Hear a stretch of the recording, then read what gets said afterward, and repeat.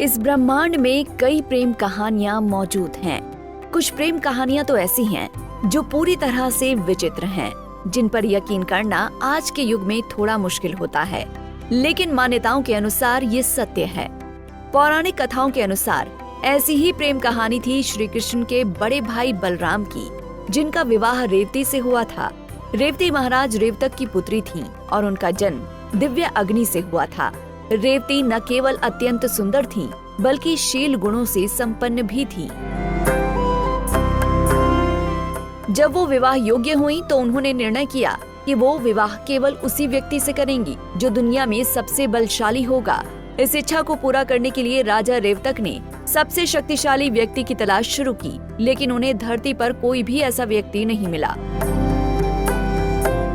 इसी चिंता को लेकर वो ब्रह्मलोक पहुँचे और ब्रह्मलोक में उस समय वेदों का गान चल रहा था, इसीलिए वो भी वहाँ रुक गए। समय बीतता गया और जब वेदों का पाठ खत्म हुआ तो ब्रह्मा जी के सामने राजा ने अपनी बात कही। लेकिन तब ब्रह्मा जी ने कहा, हे राजन, आप जब से ब्रह्मलोक में हैं, तब से तो कई युग बीत चुके हैं। आपके सगे संबंधियों का भी अंत हो चुका है। इस समय पृथ्वी पर द्वापर युग चल रहा है।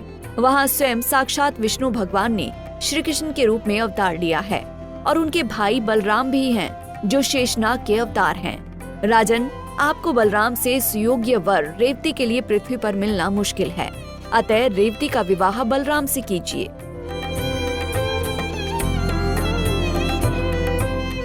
राजा रेवत ब्रह्मा जी की आज्ञा का पालन करते हुए बलराम जी से मिले, लेकिन रेवत और उनकी पुत्री रेवती के शरीर का आकार सतयुग के मानव की तरह 21 हाथ का था।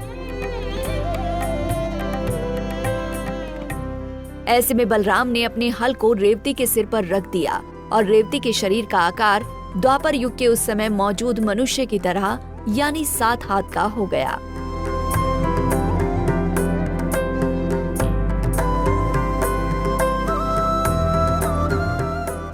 इसके बाद बलराम और रेवती का विवाह संपन्न हुआ।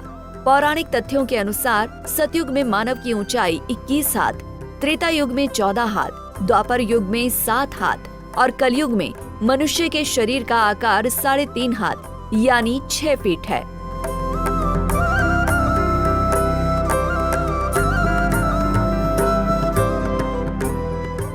जय श्री कृष्ण।